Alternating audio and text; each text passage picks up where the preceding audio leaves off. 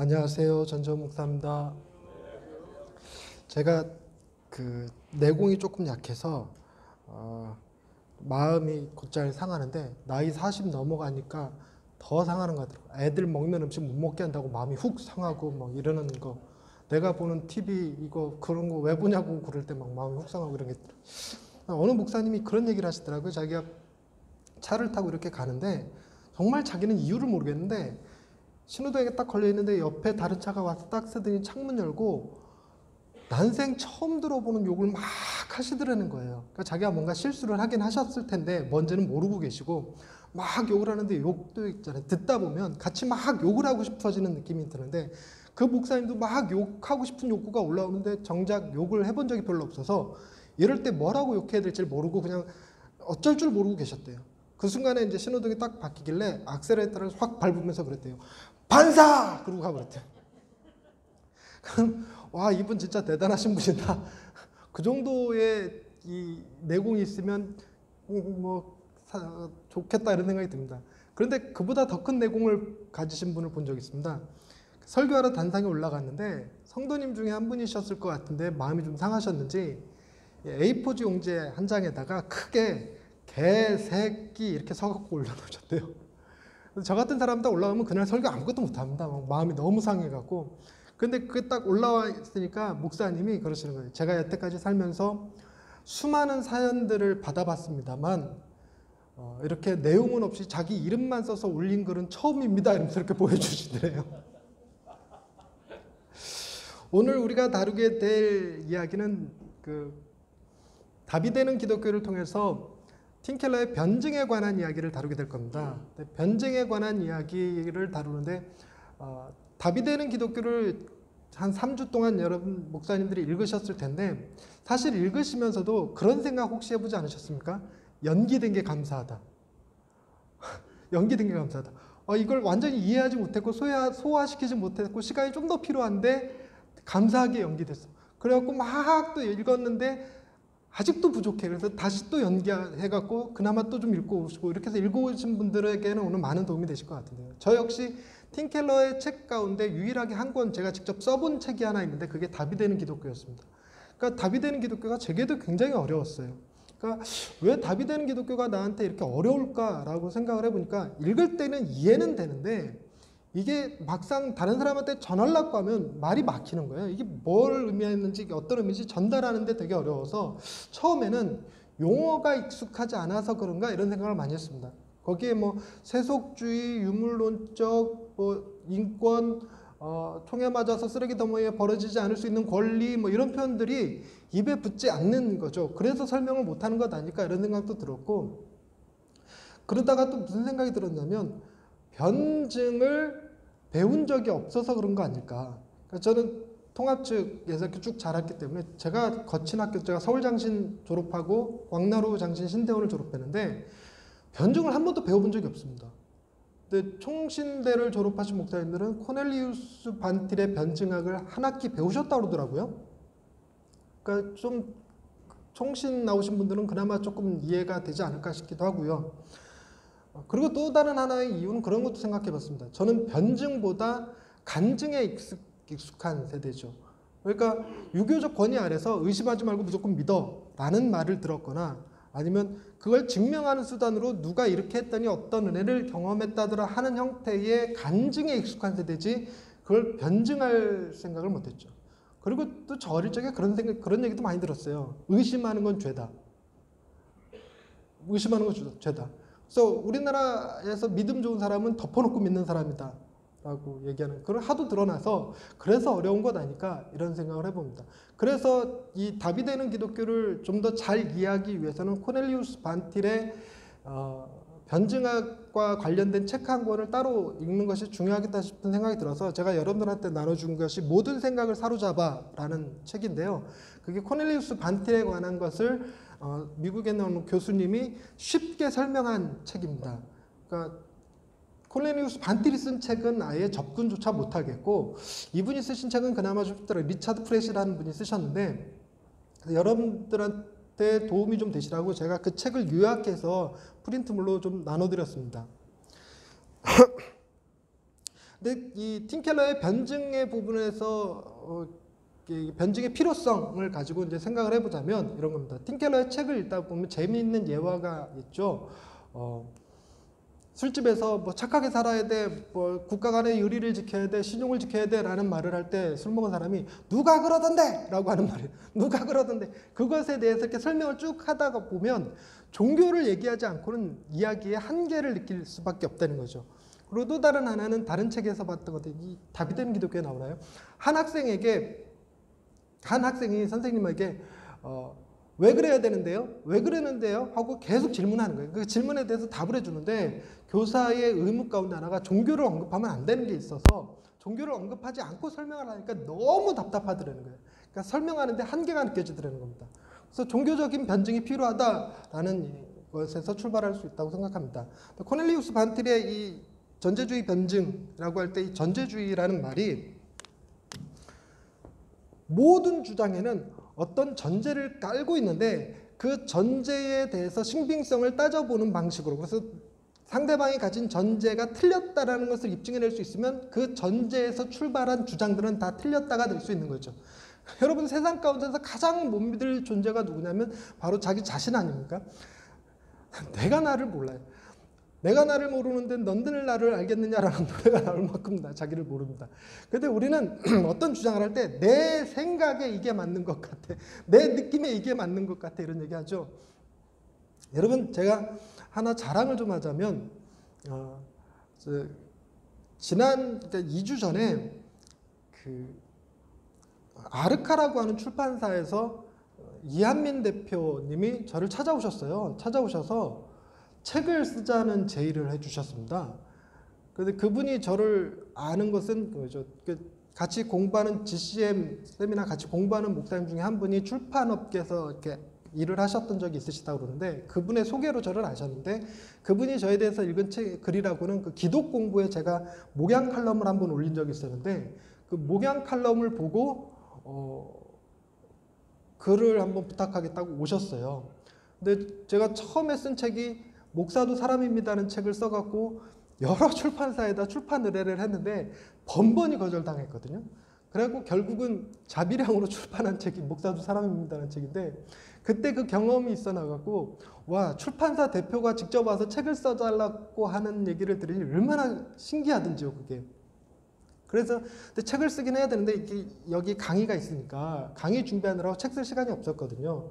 그러니까 제가 아는 거 가지고 강의한다지만 제가 그냥 책을 읽는 것과 강의하려고 준비하는 건 좀 다른 문제라서 책도 요약을 해야 되고 한 번 더 읽어야 되고 정리해야 되고 암기해야 되고 이런 부분들이 있으니까 시간이 많이 부족한데, 다행히 2주간 연기가 된 거예요. 이 일이 연기가 돼서 2주 동안에 막 글을 써갖고 보내드렸습니다. 그래서 한 달 뒤쯤이면 그 대표님 말이 늦으면 한 달 뒤에 출판이 가능할 거라고 얘기하시는데, 그래서 책을 출판하게 됐습니다.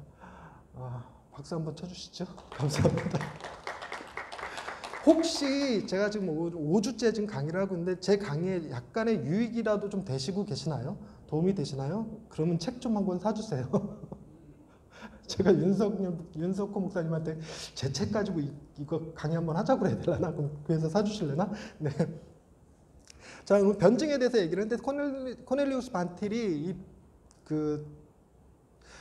자신의 전제주의적 변증학을 세우면서 토대를 잡는 게 있습니다. 제가 쭉 팀 켈러 강의를 하면서도 얘기하는 것이 창조, 타락, 구속, 회복의 관점에서 글을 쭉 강의를 이어가고 있는데요. 오늘 하게 될 변증의 부분에 대해서는 이 창조, 타락, 구속, 회복 중 어디 부분에 해당되는 것일까? 대개 다 해당이 됩니다. 거의 다 이걸 다 아우르고 있어요. 그런데 그 코넬리우스 반틸이 세운 이 근거는 어디서 나오냐면, 하나님께서는 온전히 독립적이시죠. 달리 얘기해서 완전하신 분이십니다. 완전하시다는 얘기는 그분 안에 아무런 부족이 없어요. 퍼펙트하신 것이죠. 사랑에 대해서도 조금도 부족함이 없으시고 즐거움과 기쁨과 만족에 대해서도 조금의 부족함도 없으십니다. 그래서 인간으로 하여금 성전을 지어야지만 거할 곳이 계시는 그런 하나님이 아니시고, 인간이 뭔가 열심히 수고하여 10분의 1을 하나님께 드려야지만 하나님도 먹을 양식이 생기는 그런 분이 아니신 거잖아요. 그러니까 그분은 가장 완전하신 분이십니다. 가장 완전하신 분이 그 안에서 삼위일체 관계 안에서 누리시는 기쁨과 만족을 확장시키는 개념으로 창조가 이루어졌다. 이게 팀 켈러의 주장이고, 하나님께서 인간을 창조하실 때 인간은 철저하게 의존적일 수밖에 없는 존재로 만들었다는 겁니다. 하나님에게 의존할 수밖에 없어요. 그가 만드신 세상에서 발을 딛고 살아야 되고, 그분이 주시는 공기와 물과 다양한 환경들이 인간으로 하여금 살아가게 하는 힘인 거죠. 그래서 인간은 처음에 창조될 때부터 하나님을 의존할 수밖에 없어요. 그러니까 살아가는 삶에서뿐만이 아니라 지혜에 있어서도, 사랑에 있어서도, 고통의 문제에 있어서도 철저하게 하나님 의존적으로 만들어진 존재였는데 타락을 하고 말죠. 타락을 하는 과정을 이렇게 설명합니다. 뱀이 하와에게 에덴 동산의 중앙에 있는 선악과는 하나님이 먹지 말라고 하더냐 하는 질문인 거죠. 그때 하와가 하나님 의존적인 형태를 그대로 지니고 있었으면 하나님의 말씀에 근거해서 저거는 절대 먹으면 안 돼, 저걸 먹는 날에는 정령 죽어 라고 하는 말로 뱀을 비난했어야 돼요. 그랬는데 그렇게 하지 않고 뱀이 하는 말, 저거 먹으면 너도 하나님같이 될 수 있어 라는 얘기를 듣고 무슨 생각을 하게 되냐면, 뱀의 말이 옳은지 아니면 하나님이 하신 말씀이 옳은지 둘 사이에서 비교하며 자신이 결정하는, 스스로 독립적인 자가 되려고 노력했다는 겁니다. 독립적인 자가 되려고 했던 말은 되게 긍정적으로 쓰인 표현이고, 뱀의 말과 하나님 말 중 누구의 말이 더 옳은가 라고 하는 것을 심판하려 했다는 겁니다. 자신이 심판자로 나서면서 인간의 타락이 시작되었다라는 것입니다. 이러다 보니 하나님께 의존해야 될 인간이 독립적이 되면서 인간의 지식은 뭐에 의존할 수밖에 없는 거냐면 관찰과 연구에 의해서 모든 것을 세워나갈 수밖에 없다는 것입니다. 내가 경험해 보니까, 내가 연구해 보니까, 내가 알아보니까 하는 것들입니다. 근데 인간이 연구하고 관찰하고 해서 만들어진 것들이 있죠. 그게 가장 궁극적인 것이라고 말하는 게 과학인데, 여러분, 과학이 진리의 여러 후보들 가운데 저는 정말 가장 진리에 가까운 게 과학이라고 생각합니다. 그래서 과학에 대해서 굉장히 우호적인데, 과학은 특히나 물리학 같은 경우는 우리가 살아가는 삶의 기초를 제공해주고 있다라고 생각하거든요. 어느 날 태양이 멈췄다고 가정해 보십시다. 태양이 멈췄을 때 우리 마음의 평강은 성경에서 찾아지는 것일까? 성경에 읽다 보니까 성경에도 뭐가 나오냐면 태양이 멈춘 사건이 나와. 그러니까 태양이 멈춘 걸로 보아서 어느 누군가가 지금 다급한 상황에서 하나님께 기도해 갖고 태양을 멈췄겠구나, 그래서 하나님이 태양을 잠시 멈추신 거구나 라고 생각하면서 마음의 평강을 누릴까요? 전혀 그렇지 않죠. 우리는 비록 목사이기는 하지만 입장이 다를 수 있으니까, 저는 비록 목사이기는 하지만 뭐 해야 마음 편하냐면 과학자가 그거에 대한 합리적인 설명을 해줄 때 비로소 마음이 평강이 찾아올 것 같아요. 멈춘 것이 아니라 어떤 대기층의 이 빛 반사의 난반사로 인해서 우리 눈에 태양이 멈춘 것처럼 보이는 착시 현상에 불과합니다라고 얘기를 해줘야 마음 평안하죠. 우리가 이렇게 물건을 던지면 만유인력의 법칙에 의해서 반드시 떨어집니다. 반드시 떨어지죠. 그래서 만유인력 법칙에 의해서 과학이 모든 것은 위에서 아래로 떨어진다라고 얘기해 주는데, 어느 순간 이렇게 던지면서 놀다가 딱 던졌는데 떨어지지 않고 위에 그대로 공중에 머물러 있으면 와 신기해 이러고 끝날까요? 마음이 불안해지기 시작합니다. 저게 왜 안 떨어지지? 도대체 무슨 문제가 생긴 거지? 지구의 자기장애 혹은 중력에 어떤 이상이 생긴 것일까? 이런 생각이 들겠죠. 그러면서 저는 뭘 못하게 될 거냐면 점프를 못할 것 같아요. 점프했는데 땅에 떨어지지 않고 그대로 발이 땅에서 떨어져 버리면 불안해서 어떻게 삽니까? 와 이거 하나님의 기적이야 이런 생각 안 할 것 같아요. 그래서 뭐라 하냐면 과학자들한테 왜 물건이 던졌는데 안 떨어집니까? 라고 물어야 되겠죠. 물었는데 연구해 보니까 미세하게 거미줄이 있어갖고 거미줄에 걸렸을 뿐입니다 라는 얘기라도 들어야 마음이 편안한 겁니다. 근데 정말로 저만 던져서 멈춘 게 아니라 여러 사람이 물건을 이렇게 던졌는데 이렇게 위에 머물러 있으면 그 밑을 어떻게 지나갑니까? 하다못해 과학자들이 저거는 두 번 다시 떨어지지 않습니다라고 말이라도 해줘야 걸어가죠. 안 그러면 저거 내가 걸어가는 사이에 뚝 떨어져 버리면 그거 불안해서 어떻게 살겠습니까? 그 대표적인 예가 싱크홀. 여러분 제가 싱크홀을 뉴스에서만 봤거든요. 땅 꺼짐 영상. 근데 저희 동네 교회 들어가는 길에 싱크홀이 생겨버렸어요. 처음에 싱크홀이 생겼을 때 사람들이 굉장히 불안해했잖아요. 지나가다 막 차가 뭐 빠지기도 하고 사람이 다치기도 하고 심지어 죽기까지 하는 게 싱크홀이니까. 그 싱크홀이 생기는 원인에 대해서 얘기를 해줘야 되니까 과학자들이 연구를 해보니까 지하수를 너무 많이 뽑아갖고 이 안반의 밑에 빈 공간이 생겼고 비의 영향으로 흙이 토사가 쓸려 나가면서 지층이 얇아졌고 그로 인해서 무게를 견디지 못해서 꺼졌다라는 얘기를 들어야죠. 그리고 거기서 끝나는 것이 아니라 과학자들이 모든 우리나라 땅의 지층을 연구해서 잠재적 위험 요소가 있는 싱크홀의 지도를 만들어줘야 비로소 마음이 평안해진 겁니다. 그래서 이 물리학에 근거해서 우리가 살아가는 거죠. 물리학의 법칙이 하나님의 놀라운 기적, 어떤 능력 있는 목사님께서 기도하셔갖고 파도가 잠깐 멈췄다든지 달이 아얄론 골짜기에 그대로 머물러 있다든지 하는 일이 벌어지면 그건 정말 사람 마음을 불편하게 할 겁니다. 그래서 우리는 이 물리학의 근거에서 살아갈 수밖에 없어요. 하지만 그러나 이 과학이라는 것이 이 관찰과 연구에 의해서, 즉 인간이 가진 안이비설신, 보고 듣고 냄새 맡고 맛보고 느끼는 것 가지고 연구하다 보니까 이런 것들은 다 어떤 형태의 지식을 갖고 오냐면 감각적 형태의 지식을 갖고 오게 됩니다. 감각적 형태의 지식이란 만져지고 느껴지고 볼 수 있다는 것이죠.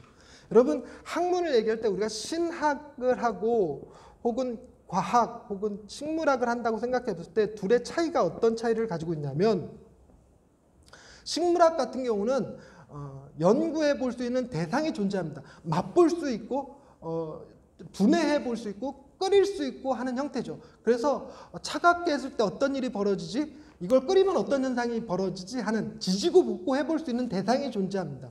그런데 신학은 그런 대상이 존재하지 않아요. 우리가 하나님을 놀려도 보고 약올려도 보고 때려도 보고 할 수 있는 게 아니잖아요. 그래서 신학은 이렇게 우리의 주관, 독립적인 감각에 의해서 연구되어지는 학문이 아니라 철저하게 의존적인 학문이라서 하나님의 계시에 의해서만 신학이 존재하는 거죠. 이런 차이를 가지고 옵니다. 그런데 두 사이의 차이의 더 큰 문제는 뭐냐면 우리가 살아가는 삶이라고 하는 것, 삶이라고 하는 이것이 과연 과학이 얘기하는 물리학만이 삶을 구성하는 요소냐? 아니라는 것입니다. 우리의 삶은 과학이 증명할 수 없는 사랑, 예술, 고통, 기쁨, 만족, 즐거움 이런 것들이 있다는 것입니다. 이런 것들은 과학의 눈으로 볼 수 있는 어떤 것이 아니죠. 그것은 또 다른 영역으로 넘어가야 되는 거니까 철학의 영역으로 넘어가든지 인문학의 영역으로 넘어가야 됩니다. 그런데 인문학도 보십시다. 인문학의 영역으로 넘어가 버리면 인문학은 문사철이라고 표현하는데, 그러니까 철학, 역사, 문학을 다 합쳐서 인문학이라고 얘기를 합니다. 그런데 인문학은 동일하지가 않다는 게 문제예요. 무슨 얘기냐면 철학은 끊임없이 변화합니다. 변화해서 어쩔 때는 복고 현상이 일어나기도 하고 어쩔 때는 정반합을 주장하기도 하고 또 어떨 때는 전혀 엉뚱한 다른 얘기를 하게 되고 이렇게 가죠. 그래서 온 인류가 역사가 한 가지로 주장하면서 통일된 의견을 갖지 못했습니다. 한 시대 안에서도 지금 시대의 포스트 모더니즘을 우리가 지금 이 시대를 특징질 때 포스트 모더니즘이라고 그러지만 포스트 모더니즘이 전 세계의 모든 이들을 아우르는 개념은 아닙니다.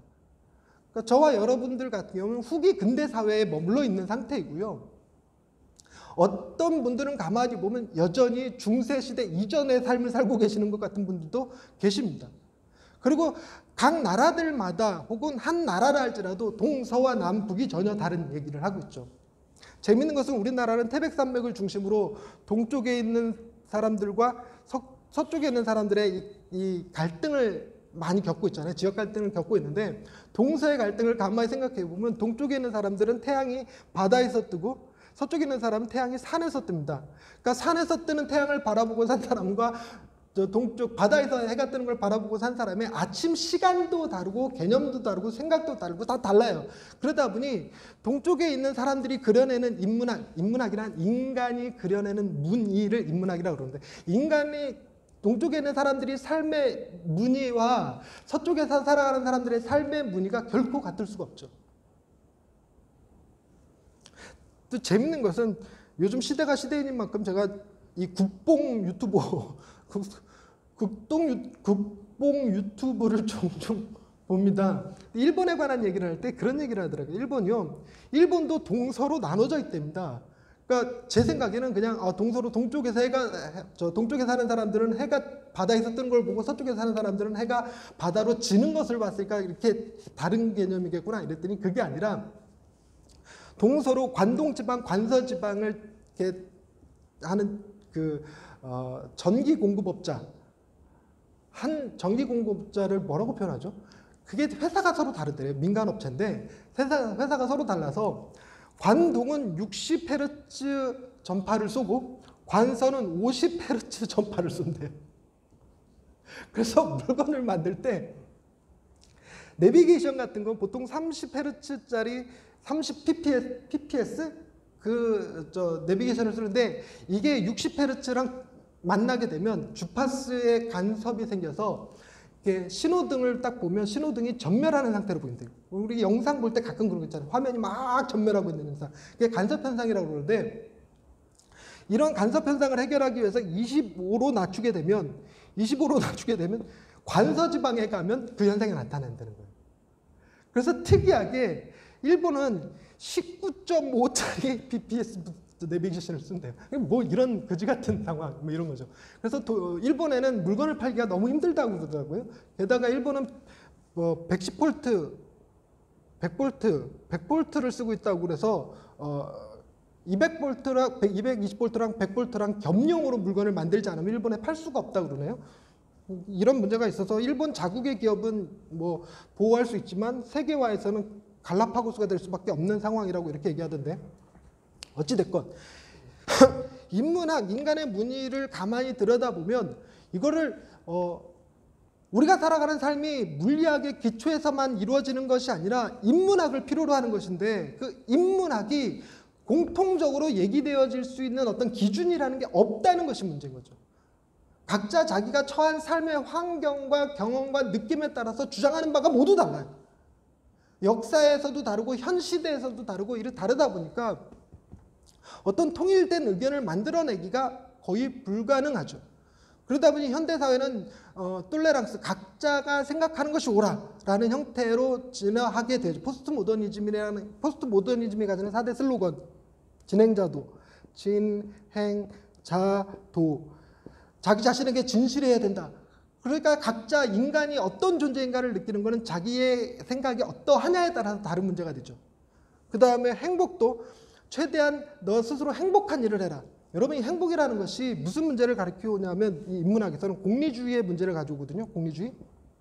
과연 개인의 행복이 중요한 것이냐 하는 문제. 예를 들어서 이런 얘기를 합니다.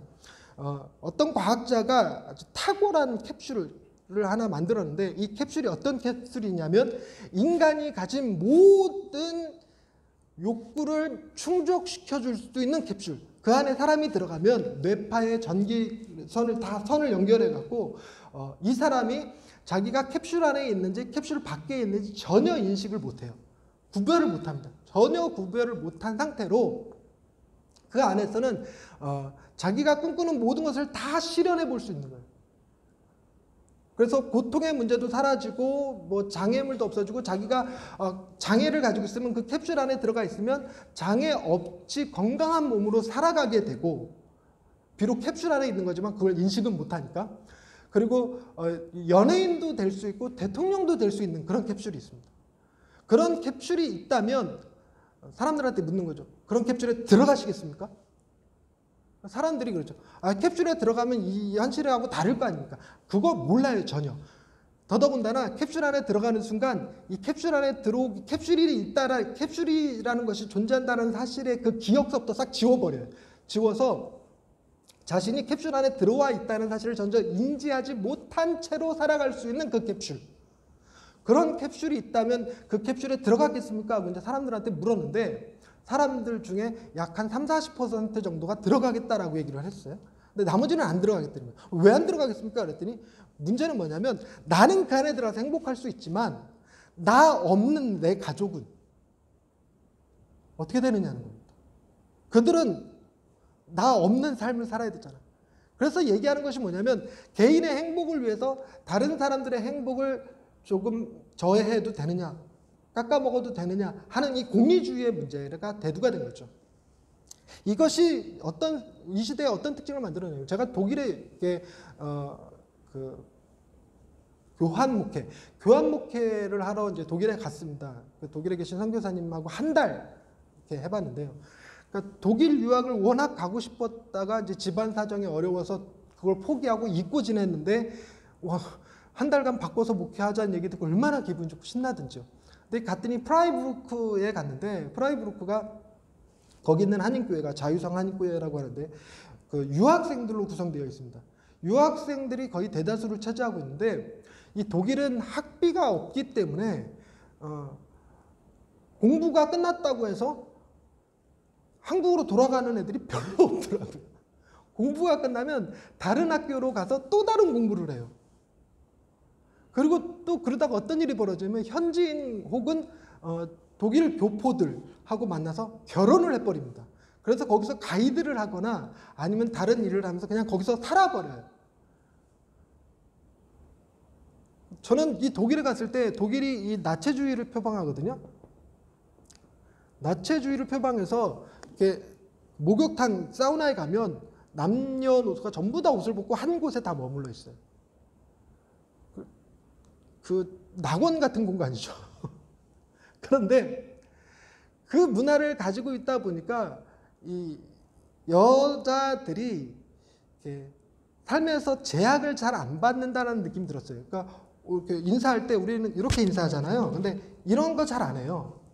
옷 짧은 거 입는 거에 대해서 전혀 불편함 없이 살아요. 근데 우리나라는 짧은 거 입으면 뭐 수건을 얹든 가방을 얹든 뭐 다양한 불편함들을 겪게 되는데 그런 게 없어요. 여성도 하나의 인격으로 동등한 대우를 받고 그리고 성폭력이라는 게 없어요. 그러니까 가장 최근에 일어났던 성폭력이 보니까 뭐 몇 년 전에 뮌헨역에서 발생했던 성폭력이 있었는데 그때 그 성폭력을 일으켰던 범인들은 역시나 그 외국에서 들어온 뭐라고 그러죠? 정확한 이름이 생각이 안 나네요. 이민이 아니고 나라를 탈출해서 온 사람들. 난민들이 일으켰던 범죄라고 하더라고요. 그러니까 체코에 갔는데 체코 선교사님도 체코도 자기가 한 10몇 년을 있었는데 한 번도 성폭력, 강간에 대한 사건이 뉴스에 보도된 걸 본 적이 없다고 이렇게 말씀하시더라고요. 그러니까 그 나라에 제 딸을 키우고 싶더라고요. 제 딸이 장애를 가지고 있는데 장애인들에 대한 배려가 기가 막혀요. 모든 버스가 이렇게 정류장에 멈춰서 휠체어 탄 사람이 있으면 차가 이렇게 옆으로 기울어져요. 차가 이렇게 낮아지더니 옆으로 기울어져요. 그리고 나서 휠체어가 들어와요. 와, 이런 세상. 그러니까 이곳에 우리 딸이 살면 좋겠다 싶었는데 문제는 그런 거죠. 딸을 보내놨더니 딸이 한국으로 안 돌아와. 자기 행복이 중요하다고 여기는 거죠. 그래서 유학을 독일로 못 보내겠다 싶다. 애를 기껏 유학을 보내놨더니 거기서 현지인 만나고 결혼해서 살아버려. 그 학생들에게는 누구의 행복이 제일 중요한 거예요? 자기 행복이 제일 중요한 거죠. 부모님이 날 대신해서 내 인생 살아준 거 아니잖아 하는 형태. 그런데 공리적 관점에서 너를 독일에 보내놓고 너네 부모님 얼마나 속타겠냐. 보고 싶어 할 텐데 얼마나 괴롭겠냐. 난 내 딸이 독일에 가서 안 돌아온다 생각하면 유학 못 보내겠다 이런 얘기까지 했었거든요. 근데 지금 포스트 모더니즘은 다른 사람을 불행하게 하지 않는 이상 최대한 나의 행복을 추구할 권리가 있다라는 생각을 갖고 있습니다. 그리고 자유도 그렇죠. 다른 사람에게 피해를 주지 않는 한 나는 최대한 자유롭게 살 자유가 있다. 나는 최대한 자유를 누려야 된다라고 얘기를 하는 이 자유. 도덕도 마찬가지고 옳고 그름의 문제는 어디에 있냐면 내 안에 있다. 내가 보기에 옳으면 옳은 거고 틀리면 틀린 거다라고 하는 지극히 개인주의화된 자기중심적인 사고를 갖는 것이 현대 포스트 모더니즘입니다. 근데 이 현대 포스트 모더니즘에 관해서 공리주의를 주장하면서 그 캡슐을 만들잖아요. 캡슐. 그런데 또 다른 문제가 하나 있습니다. 그 캡슐이 가져오는 부차적인, 원래 의도했던 사고실험에서는 배제되어 있었지만 사고실험을 막상 해보니까 생겨난 부차적인 문제인데, 그게 뭐냐면 과연 내가 캡슐 안에 있는 것인지 캡슐 밖에 있는 것인지를 어떻게 알 수 있느냐는 것입니다. 예를 들면 이런 겁니다. 저는요, 제가 이거 지금 이곳에서 선배님들에게 틴켈러 강의하고 있다는 사실이 좀처럼 현실감 있게 느껴지진 않습니다. 마치 꿈꾸고 있는 것 같아요. 이게 과연 가능한 얘기일까? 나 같은 자를 불러서 강의를 맡겨? 이게 상식적으로 이해가 돼? 이런 생각이 들기도 합니다. 그러면 내가 지금 캡슐 안에 들어가서 강사가 되고 싶은 욕구를 지금 실현하고 있는 것 아닐까? 이걸 어떻게 구별을 하죠? 어떻게 구별하죠? 이걸 구별할 수 있는 가장 중요한 단서 하나가 있으니 그게 뭐냐면 고통이라는 것입니다. 어디다 썼지 내가? 안 썼구나. 고통의 문제가, 예를 들어서 제가 오늘 강의를 했는데 뭔가 버벅대고 뭐 강의를 죽쓰고 있으면 제가 캡슐 안에 있는 건 아니겠죠. 설마 캡슐 안에서 그런 상상을 했을 리가 없을 테니까. 여러분들이 저한테 와서 전 목사님 오늘 강의 너무 좋았습니다 하고 막 인사해 주시면 캡슐 안에 있는 것 같은 느낌이 확 들 텐데, 와갖고 오늘 강의는 조금 뭔가 좀 아쉽네요 이런 말을 한두 번 해주신다면 현실이라는 걸 확 느끼죠. 내가 캡슐 안에 있는 게 아니라는 것. 근데 무슨 이런 생각이 한 단계 더 발전해서 무슨 생각이 들었냐면, 제가 인도에 이제 처음 비행기 타고 인도에 설교하러 갈 때, 내가 인도에 외국에 설교하러 가기 위해서 비행기를 타다니, 인천공항에 왔다니 이게 되게 신기한 느낌이었어요. 굉장히 신기한 느낌이었어요. 그리고 이게 불가능한 일이 벌어지고 있다는 생각이 들기도 했습니다. 그래서 내가 인도에 가야 가는 거지 끝까지는 모르는 거죠. 그래서 인도에서 연락이 오면 연락이 올 때마다 너무 마음이 불안했어요. 뭐가 불안했냐면 인도 현지 사정상 이 집회가 취소됐습니다라는 연락이 오든가, 아니면 본부에서 강사를 교체하기로 결정이 났습니다 이런 연락이 올까 봐 굉장히 불안했어요. 근데 가는 날까지 그런 일은 벌어지지 않았습니다. 그런데 막상 공항에 도착해서 보딩을 하는데, 보딩을 할 때 여권이랑 그 비행기표를 기계에다 딱 찍잖아요. 아시죠? 비행기 탈 때 딱 찍는데, 찍을 때 삐비비비비가 울리는 거예요. 왜 그러냐 했더니 여권에 있는 제 이름하고 비행기표에 있는 제 이름이 스펠링이 달랐어요. 제가 제자를, 가운데 제자를 JAE를 씁니다. 그러니까 무식했던 거죠. 그러니까 뭐라고 썼어야 되냐면 JEA라고 썼어야 되는 거죠. 근데 제가 무식할 때 여권을 만들어 나가고 이렇게 되어 있습니다. 그런데 이제 선교사님은 아무런 의심 없이 JEA 이련이 하고 이렇게 이 이름으로 왕복 비행기표를 끊어놓으신 거예요. 그랬더니 이제 공항에서 아예 출국 자체가 안 되니까 공항 보안 직원이 여행사, 비행기 뭐라고 그러죠? 항공사에 가서 뭘 면제시켜 준다는 도장을, AOE라고 하는 도장인데 뭐의 약자인지 모르겠고요. AOE라고 하는 도장을 찍어 오면 통과시켜 주겠대요. 그래갖고 급하게 이제 항공사로 갔습니다. 체크인 하러 갔는데 거기서 도장을 한 번에 딱 찍어주는 게 아니고 뭐라고 그러냐면, 여기서는 도장을 찍어줄 수 있습니다. 그래서 출국은 할 수 있는데, 제가 인도로 직항로로 간 게 아니라 중국을 경유해서 갔거든요. 그러니까 중국에서 갈아타고 가야 돼요. 그런데 여기서는 통과할 수 있지만 중국에서 비행기 갈아탈 때 금지될 수 있대요. 불허가 될 수 있답니다.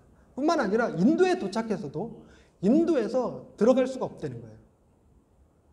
그것도 있고, 또 하나는 짐이 분실될 수 있답니다. 거기에 대해서 항공사에게 책임을 묻지 않겠다라고 하는 각서에 사인을 해야지만 도장을 찍어주겠대요.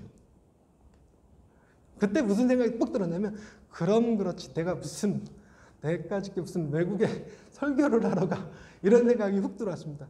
근데 시간이 급해서 거기서 더 이상 뭐 따질 여력도 없어서, 알았습니다, 도장 일단 찍어주세요, 중국이라도 한번 다녀오겠습니다. 그리고 도장 찍고 이제 중국을 갔죠. 가면서 그럼 그렇지, 내가 무슨 외국에 나가 그랬는데, 너무 감사한 게 우리나라만 기계로 확인합니다. 기계. 중국이랑 인도랑 전부 다 눈으로 확인합니다. 아무도 몰라요. 눈으로 확인하는 순간 이 차이를. 그래서 무사히 인도에 가서 하고 왔는데 그 인도에 가면서 비행기 안에서 문득 든 생각이 이거였습니다. 뭐냐면 저는 너무 기뻐서 지금 인도에 집회를 하러 가는데 우리 식구들은 저 없는 삶을 살아야 돼. 일주일 넘게 2주일 가까이를. 제가 인도에 가서 집회를 하고 오는 것이 수익이 생기는 게 아니잖아요. 그러니까 외국 집회라는 것이 유명한 목사님, 극진히 모시는 목사님 아닌 다음에야 되게 편도 비행기표만 줘도 너무너무 감사한 거 아닙니까? 사례비는 고사하고. 근데 정말 감사하게도 인도는 왕복 비행기표에 이렇게 관광, 체류비랑 관광까지 다 시켜주고 마지막 날 헌금 걷어서 사례비까지 주시긴 했어요. 그런데 처음에 저를 불러주실 때는 사례비 없이 가는 거죠. 사례비 없이. 그러니까 사례비 없이 간다는 얘기는 저 없이 우리 아이들하고 아내가 살아야 된다는 거예요. 돈 없이. 그 사이를. 그리고 제 딸아이가 밤마다 울었대요. 아빠 보고 싶다고. 나는 너무너무 행복한데 나 없는 우리 가족은 지금 괴로워하고 있는 거잖아요. 그런 게 캡슐 안에 내가 들어가 버리면 그 캡슐 안에서는 나는 너무너무 행복하겠지만 가족들은 고통스러워하는 거죠. 그러면 도대체 내가 캡슐 안에 있는지 캡슐 바깥에 있는지를 확인할 수 있는 건 뭐냐면 내 아이의 장애, 이 문제, 고통의 문제들이 내가 지금 현실에 있다는 것을 자각시켜주는 거예요. 그러면서 느낀 게 뭐냐면 고통은 우리 삶의 필수 요소입니다. 필수 요소. 그런데 고통의 문제를 과학적으로 어떻게 해결합니까? 아니비설신 이거 가지고 어떻게 해결하나? 해결 못합니다. 특히나 고통의 문제는 아주 특징적으로 케바케 사바사잖아요. 케바케 사바사. 이게 뭐냐면 케이스 바이 케이스라는 겁니다. 모든 고통이, 그러니까 예를 들어서 100일 이전에 어린아이가 죽는 일이 발생했다고 해서 그 고통이 60 넘으신 부모님의 죽으심과 동일한 고통은 아닙니다. 고통은 종류가 너무 다양해서 100일 이하의 어린아이가 죽는 것도 어떤 형태로 죽느냐, 사고로 죽느냐, 병으로 죽느냐, 이런 상황에 따라서 혹은 부모님의 실수로.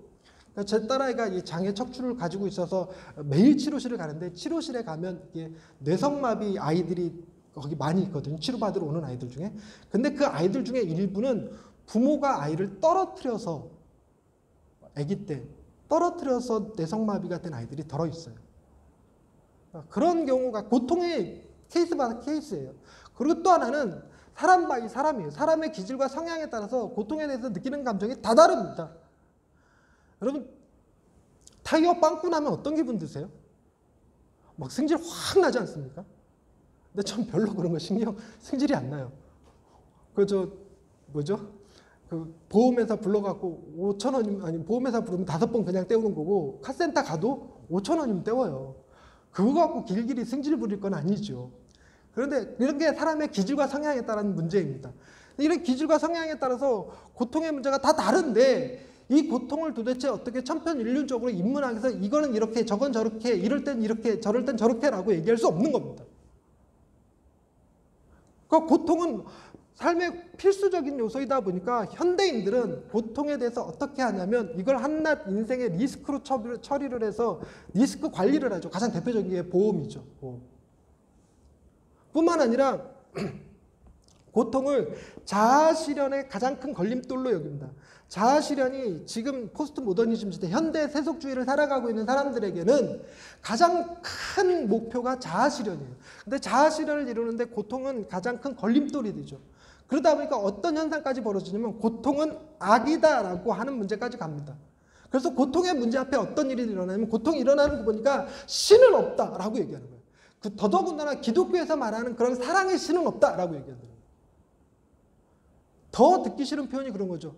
만약에 기독교에서 얘기하는 사랑의 신이 존재한다면 고통의 문제를 보는 순간 그 신은 무능할 수밖에 없다라고 해요.